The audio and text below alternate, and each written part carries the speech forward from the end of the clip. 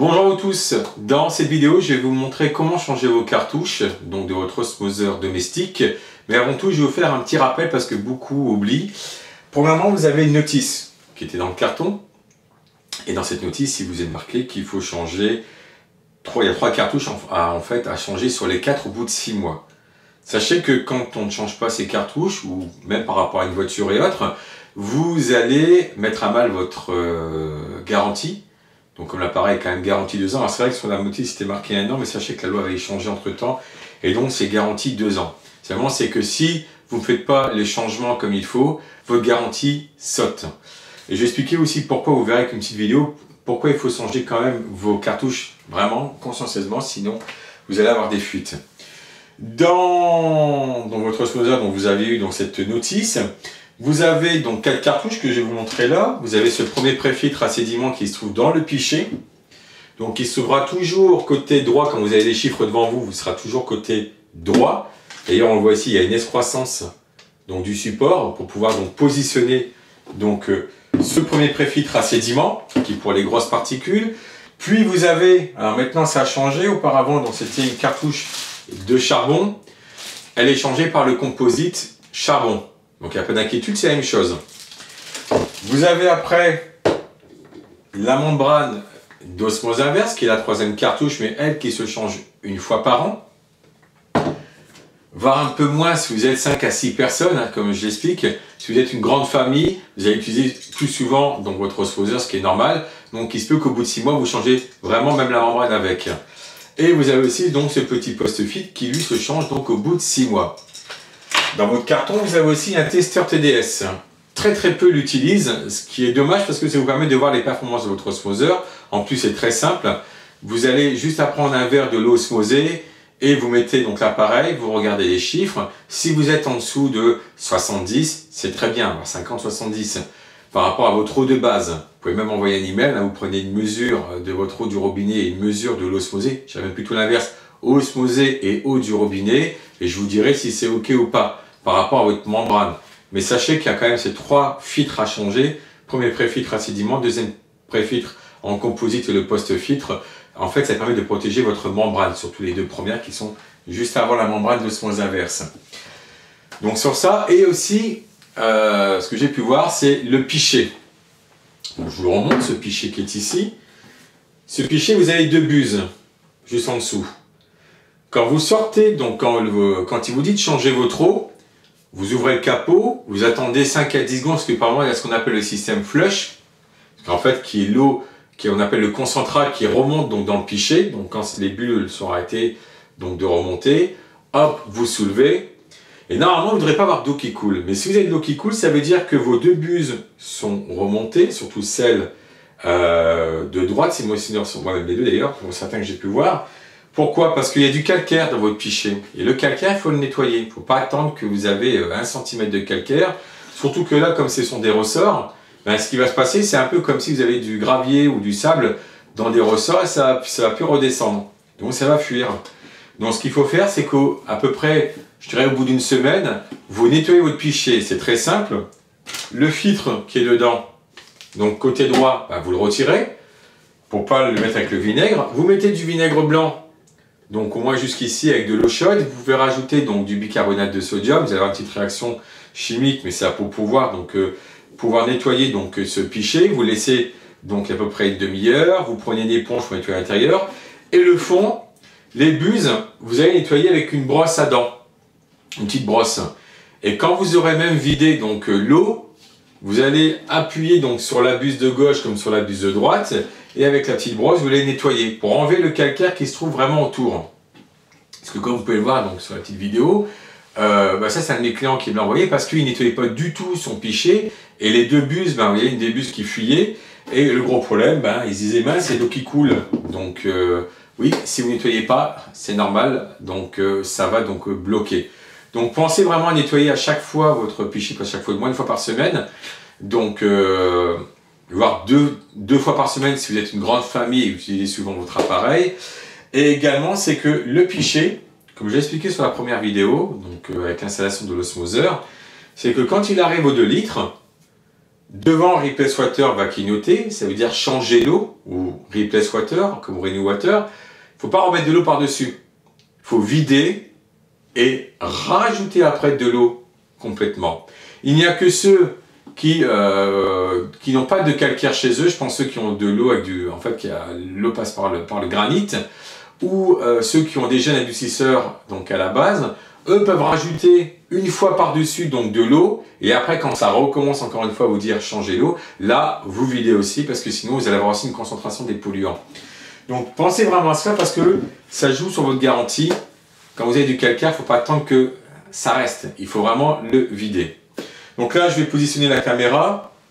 Oui, j'ai oublié de vous dire aussi avant, si vous avez un petit testeur TDS, pensez à l'utiliser, c'est très facile. Vous prenez un verre d'eau osmosée, vous mettez le testeur, vous avez le chiffre. Si vous êtes en dessous de 50-60 ppm, l'appareil fonctionne encore. Mais, par rapport à la membrane, mais il faudra quand même changer vos cartouches, comme je vous ai dit, qui doivent changer au bout de 6 mois, pour protéger votre membrane d'osmose inverse. Donc c'est pas parce que vous avez quand même 50-60 qu'au bout de 6 mois, vous ne devez pas changer ces 3 cartouches. Et surtout par rapport à la membrane, c'est performance, parce qu'elle aussi va saturer au fil du temps.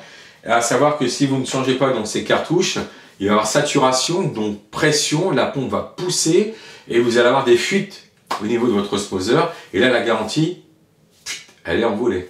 Donc pensez-y, regardez bien votre facture, envoyez-moi un email si vous l'avez acheté sur Internet en me disant voilà, je ne sais plus quand je l'ai acheté. Donc comme ça, je vous dirai qu'il faudra donc oui ou non changer vos 3 cartouches. Donc là, j'ai positionné l'appareil pour vous montrer comment faire pour ne pas faire de bêtises, surtout avec les cartouches pour le changement. A tout de suite. Donc voilà, l'osmoseur, ça c'est le mien que j'utilise depuis maintenant plus d'1 an et demi, bientôt 2 ans là. Ouais, je fais très attention à mon appareil. Je vais l'expliquer donc par rapport au Replace Water, etc. pour les températures. Quand je change les cartouches, je débranche toujours l'appareil, donc sa prise. Donc vous débranchez. Donc là, je le retourne pour que vous puissiez voir. Vous voyez, on est en mode tutoriel en live. Donc j'ouvre mon capot.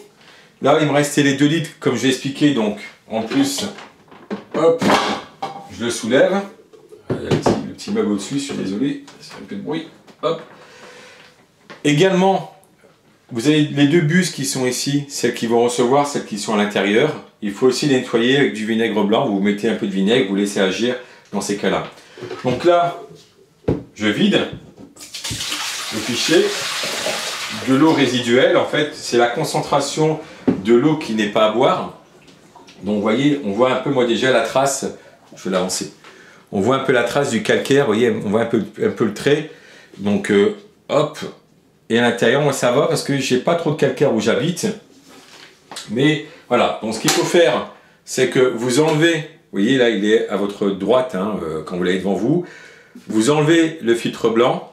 Je fais ça, le filtre blanc vous l'enlevez, vous nettoyez l'intérieur et vous mettez à nouveau l'autre filtre blanc, donc le tout neuf. Après c'est là où il faut faire très attention. Quand vous prenez les cartouches, vous ne forcez pas. Là si vous forcez, vous le cassez après. Il y a un système qui fait que vous ne pouvez pas forcer. Autant pour l'autre côté, parce que si vous le forcez, vous cassez le châssis. Et ça veut dire pas de garantie sur l'appareil. Donc voilà, vous ne forcez pas. Il n'y a pas besoin, vous voyez, donc un comme l'autre. Donc je lève un petit peu, je le tourne, hop. D'abord on voit au niveau des petits traits par rapport en dessous quand on est en dessous. Donc hop, ça je l'enlève.